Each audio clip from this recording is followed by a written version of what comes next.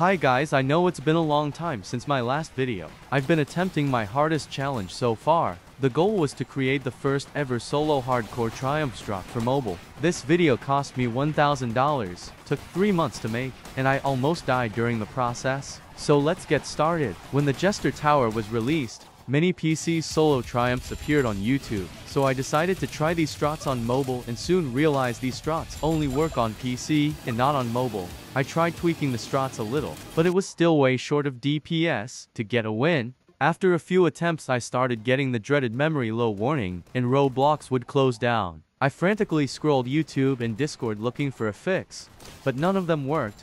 I tried to find out if it was a Roblox issue that would be resolved soon, but there was no news of that. My only option was to go and get a new phone, and hope that will fix the memory low error message to be able to complete this video.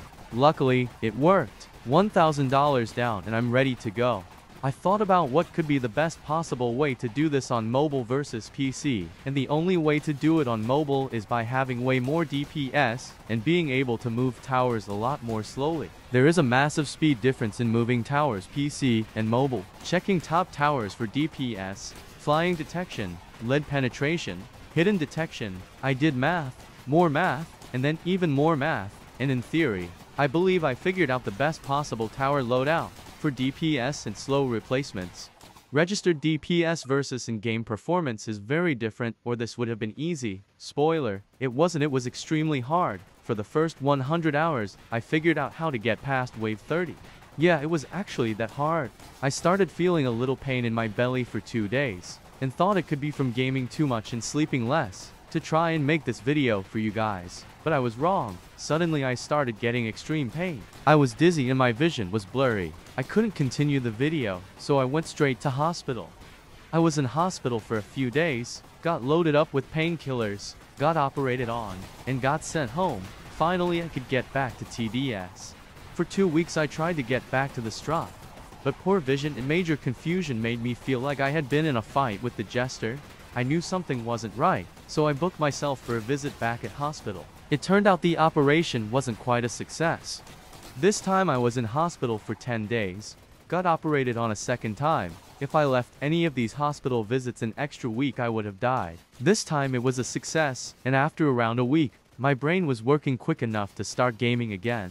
I started grinding TDS like never before, becoming the sweatiest gamer ever, getting past wave 30, then 35, then 40, then wave 43 came, and so did the circuits. Turns out, Accelerator allows fast enemies to pass. With its lock-on targeting system and slow charge-up time makes it almost useless, and Pursuit likes to stay in one position and allow fast enemies to pass, making it completely useless, apart from minimal splash damage.